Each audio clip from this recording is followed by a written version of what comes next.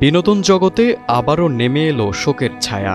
জনপ্রিয় মডেল অভিনেত্রী কাটা লাগা গার্ল হিসেবে পরিচিত শেফালি জারিওয়ালা মাত্র ৪২ বছর বয়সে না ফেরার দেশে পাড়ি দিলেন। শুক্রবার দিবাগত রাতে হৃদরোগে আক্রান্ত হয়ে মৃত্যু হয় তার। হঠাৎ এই খবর পেয়ে চমকে উঠেছে বলিউড সহ শোবিজ দুনিয়া। কারণ এই মৃত্যু শুধু শোক নয়, ফিরিয়ে এনেছে আরও এক হৃদয় বিদারক স্মৃতি, বিগ বস 13-এরই আরেক জনপ্রিয় প্রতিযোগী সিদ্ধার্থ শুল্কার মৃত্যু।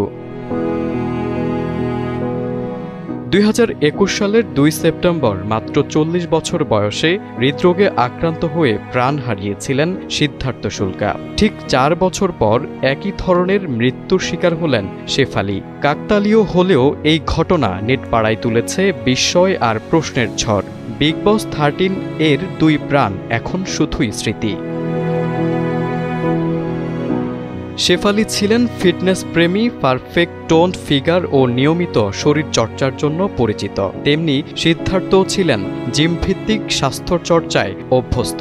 তবু দুজনই হার মানলেন হঠাৎ আসা হার্ট অ্যাটাকের কাছে।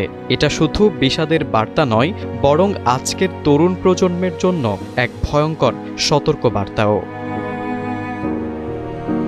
বিগ বস 13 ছিল দর্শকপ্রিয় এক মৌসুম।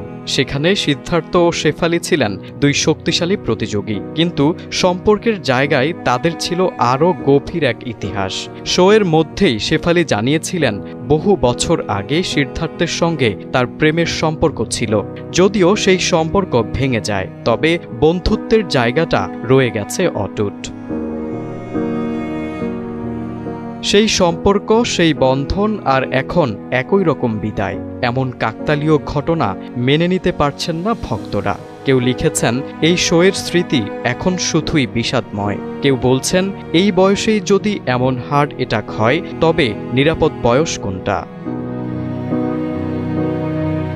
মাত্র ৪২ বছর বয়সে শেফালির এভাবে চলে যাওয়া আবারও মনে করিয়ে দিল জীবনের অনিশ্চয়তা কতটা ভয়াবহ হতে পারে। নেট দুনিয়ায় তাই শুধু শোক নয়, ফিরছে সেই চেনা ব্যথা, ফিরে আসছে প্রিয় মুখগুলোর হারিয়ে যাওয়ার ক্ষণ। তারেক আজিজ, সময়ের আলো।